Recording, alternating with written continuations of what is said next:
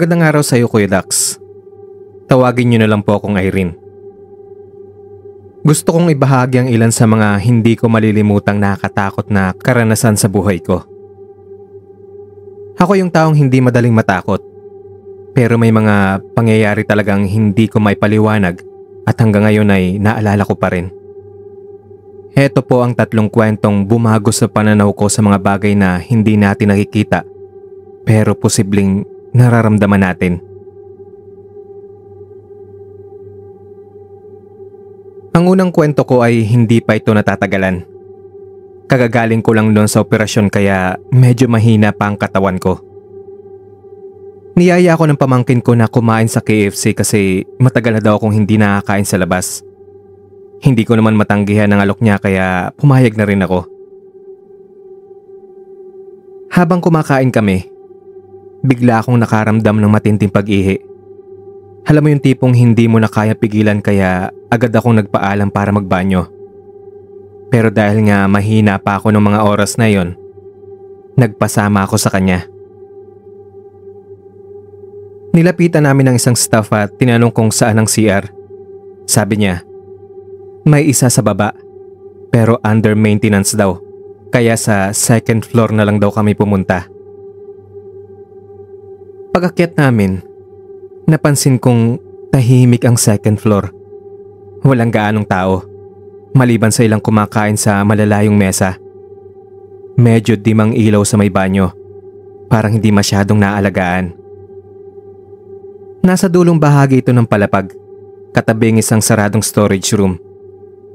Nang marating namin ang CR, nakita naming maliit lang ito. May nakapila. Wala na kaming nagawa kundi maghintay na lang din sa labas. Habang naghihintay kami, lalo akong kinabahan dahil hindi ko na halos kayang pigilan ang ihi ko. Nakapako lang ang mata ko sa pinto ng banyo, nagbibilang ng bawat segundo. Nang sa wakas ay turn na namin, biglang may lumapit na matandang babae mula sa likuran namin. Para siyang biglang sumulpot. At bago pa kami nakagalaw, hinawi niya kami ng walang sabi-sabi at pumasok sa banyo. Mukhang nasa late 70s na si nanay. Puting-puti na ang buhok niya. Payat at may suot na lumang blouse na medyo kupas na. Mabagal siyang kumilos pero diretsong dumaan sa harapan namin. Para bang walang ibang tao sa paligid.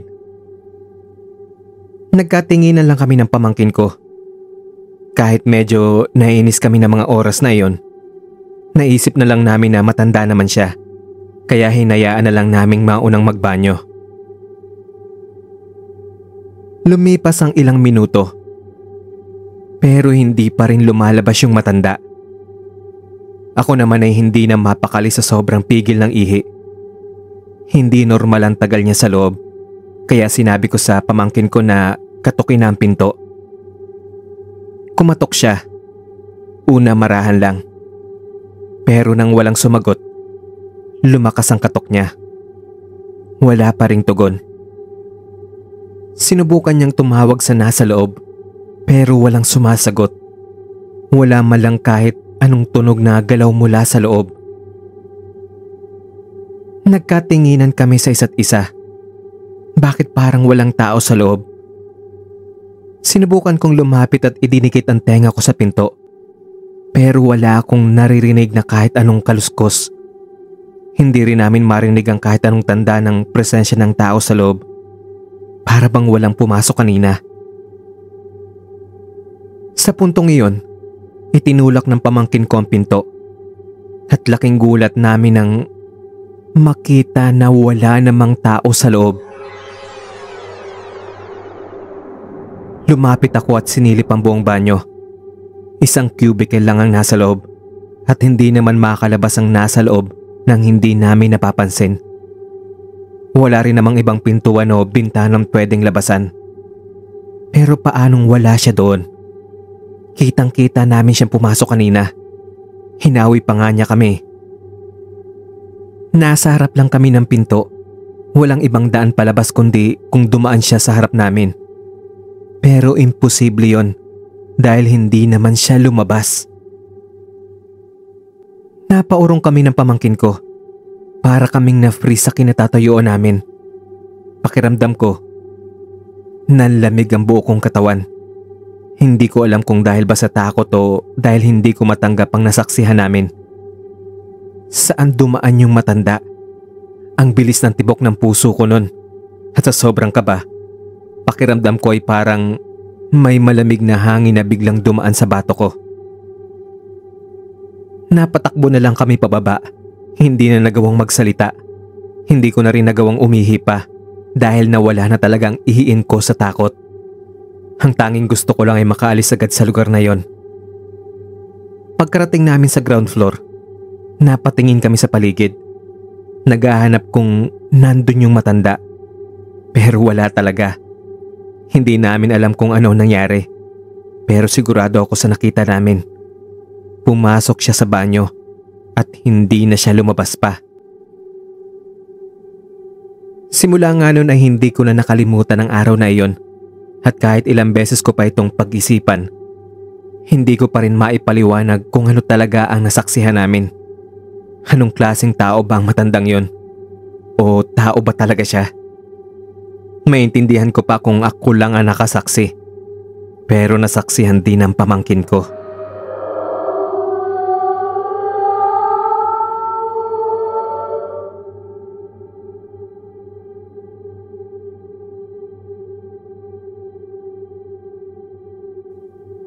Matagal na rin itong nangyari, Kuya Dax. Nagsilbi akong cook sa isang malaking bahay sa isang mayamang pamilya sa San Juan. Sa isang kilalang subdivision doon. Ilang buwan na ako ron at kahit may naririnig akong kwento mula sa ibang kasambahay tungkol sa mga kababalaghan, hindi ko yun siniseryoso. Hindi ko kasi naranasan ang sinasabi nilang mga pagpaparamdam kaya inisip ko, nagkakatakutan lang ang mga kasama ko sa bahay. Isang gabi, tinawag ako ng amo kong babae sa kwarto niya sa itaas. May ibinilin siya sa akin na kailangang ihanda para sa kinabukasan. Mga listahan lang ng groceries at ilang utos sa kusina. Sanay na ako sa ganito kaya hindi na ako nag-aalala. Kinuha ako ang papel at lumabas ng kwarto. Ang daan mula sa kwarto niya pabalik sa maid's quarter ay dadaan sa kusina, kaya natural na dumaan ako ron pabalik. Tahimik lang ang bahay. Maliban sa ilang mahinang tunog mula sa labas ng bahay. Pero sa loob, halos wala kang maririnig. Medyo madilim sa kusina dahil ang tanging liwanag lang ay mula sa maliit na bintana na natatamaan lang ng sinag ng buwan. Habang binabasa kong listahan ng mga binili ng amo ko, hindi ko napansin agad ang aninong nasa sulok ng kusina. Nang itaas ko ang tingin ko mula sa papel, natigilan ako.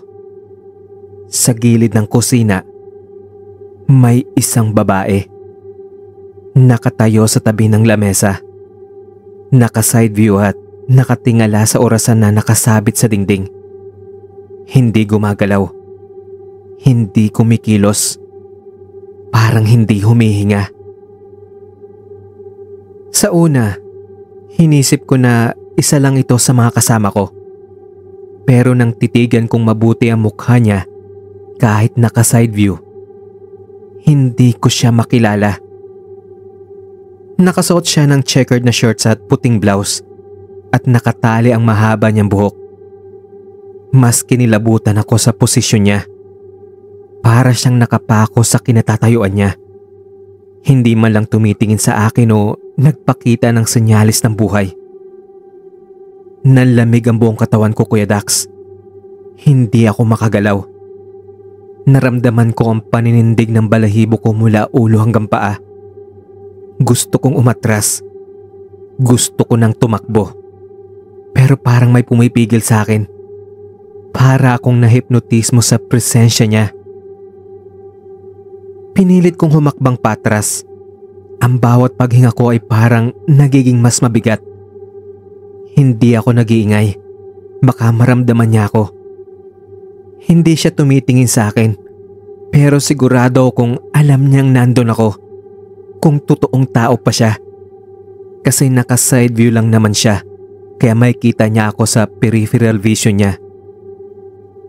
Doon ko din napansin na yung liwanag na nanggagaling sa buwan, tumatagos lang sa kanya. At dapat may anino siya mula sa liwanag ng buwan. Pero wala. Wala talaga. Doon ako nakasiguro na hindi na siya nabibilang sa mundo natin mga nabubuhay, Kuya Dax. Mabilis akong umatras, halos matapilok sa pagmamadali.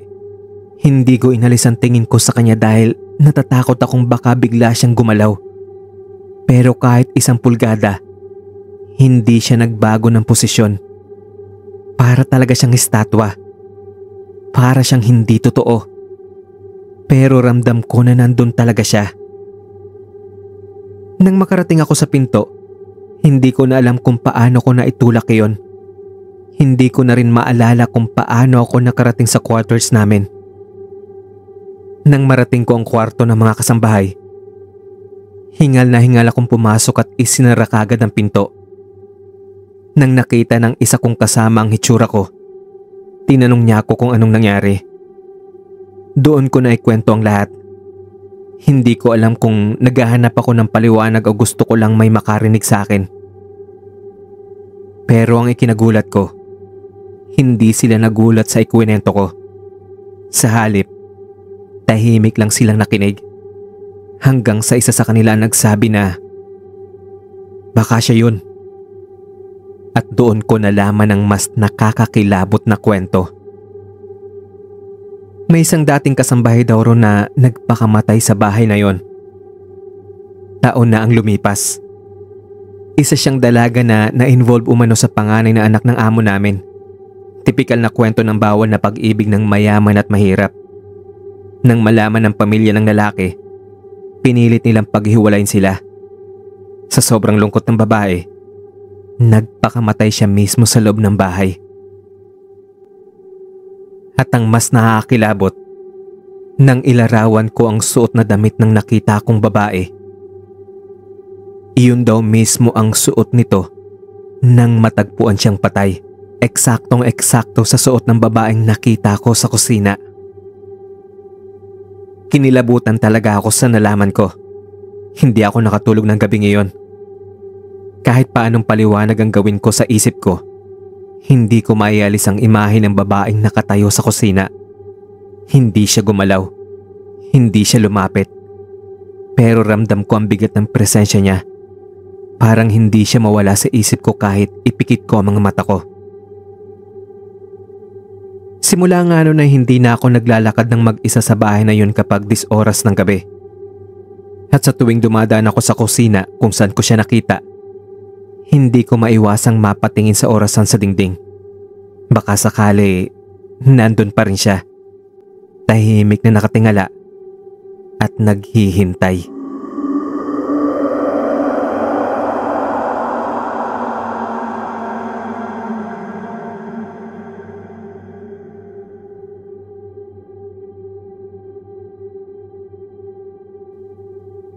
Ang huling kwento ko ay tungkol naman ito sa pinsan ko. Namatay ang tatay nila na dating konsehal sa bayan nila sa Visayas. Maraming taong nakiramay sa burol. Pero hindi nila akalaing may ibang makikiramay pa pala. Matapos ilibing ng tatay niya, naganda na silang matulog. Pagod ang lahat mula sa mahabang araw ng libing. Kaya't halos sabay-sabay silang nag-ayos ng higaan. Tahimik ang buong paligid, maliban sa ilang huni ng kuliglig sa labas. Ang ibang kaanak nila ay nasa kabilang bahay. Pero ang ilang naiwan sa bahay ay nagdesisyong matulog ng maaga para makabawi ng lakas. Nung una, may narinig silang isang kaluskos sa labas. Parang may mga yabag sa tuyong dahon. Pero inisip nilang baka pusa o aso lang na paghalagala sa bakuran. Pero habang tumatagal, palakas ito ng palakas at tila papalapit sa mismong dingding ng bahay. Hanggang sa biglang may bumagsak sa bubong nila. Malakas ang tunog. Parang isang mabigat na bagay ang nalaglag. Tumigil saglit ang lahat. Walang gustong magsalita. Pinakikiramdaman nila kung ano iyon. Ilang segundo ang lumipas at kasabay ng kaba nilang lahat, may narinig silang parang matatalas na kuko na kumakamot sa dingding. Dahan-dahan, parang sinasadya silang takutin. Nagsimula silang magpanik. Ang ilan sa kanila ay tahimik na nagkatinginan lang, habang ang iba naman ay napalunok na lang ng laway sa kaba. Wala silang lakas ng loob na lumabas para alamin kung ano iyon. Isa sa kanila ang dahan-dahang sumilip sa bintana, pero wala silang nakita, maliban sa dilim na bumabalot sa buong paligid.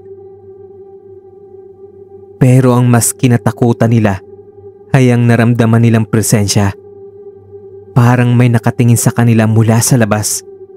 Ramdam nila ang malamig na hangin na dumaan sa siwang ng bintana, kasabay ng parang malalim na paghinga mula sa madilim na paligid.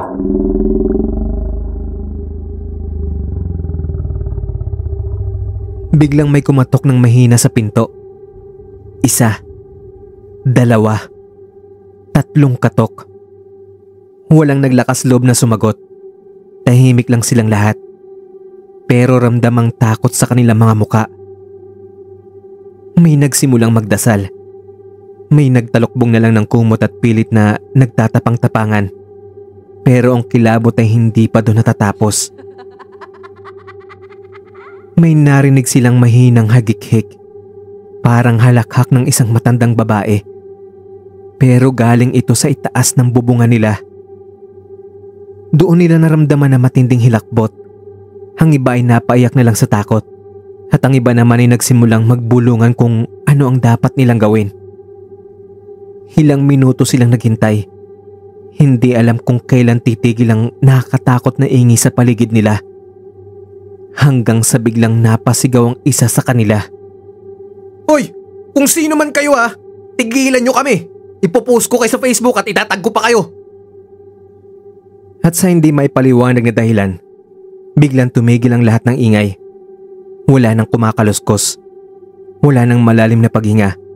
At higit sa lahat, wala na ang mabigat na presensyang kanina lang ay ramdam na ramdam nila. Nagkatinginan silang lahat. Hindi makapaniwala. Isa sa kanila ang dahan-dahang sumilip mula sa bintana. At sa pagkakataong ito, nakita nilang tahimik ng paligid. Wala nang kakaibang pakiramdam. At parang walang anumang nangyari. Hindi nila alam kung anong klaseng nilalang ang bumisita sa kanila. Pero isang bagay ang sigurado sila. Hindi ito basta hayop o tao lang.